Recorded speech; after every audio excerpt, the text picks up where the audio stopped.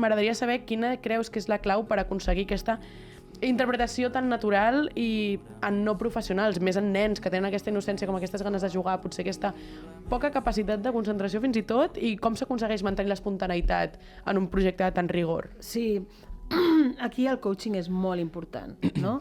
O sigui, es tracta de fer que el nen entengui molt bé què és el que està passant i vincular-lo amb alguna que ell ha viscut a la seva vida. Llavors, mantenir fresc, mantenir palpitant aquella sensació que ell ha viscut i que tingui ganes, és molt important això, que tingui ganes d'ensenyar allò que ell ha viscut. No hi ha una millor manera d'aprendre que ensenyant. Total. Llavors, agafo una mica aquest factor, no? I el porto a la pràctica. Llavors, amb la Maria fèiem molt coaching, fèiem molt trasbase de això que a mi em va passar, també jo sóc la Sara, perquè jo he viscut això. Llavors, una cosa que vam fer que va ser molt bona idea és que mai van tenir el guió. Vale. Uau. Això no ho sabia. Sí, No, jo jo els tampoc. explicava perfectament l'escena, molt acuradament, molt limitadament, no?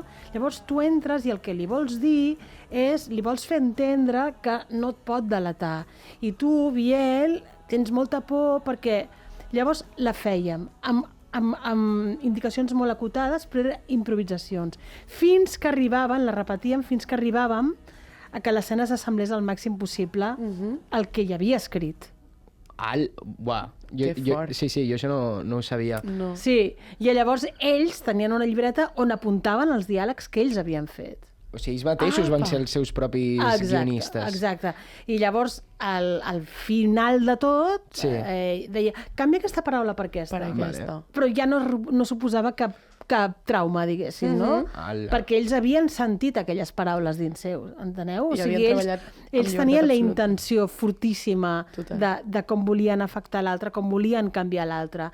Llavors, les paraules sorgien d'una manera natural, que és el que és difícil per un actor jove, aprendre't de memòria un text que no has escrit tu i dir-lo Exacte. amb naturalitat. Això és fatal, no?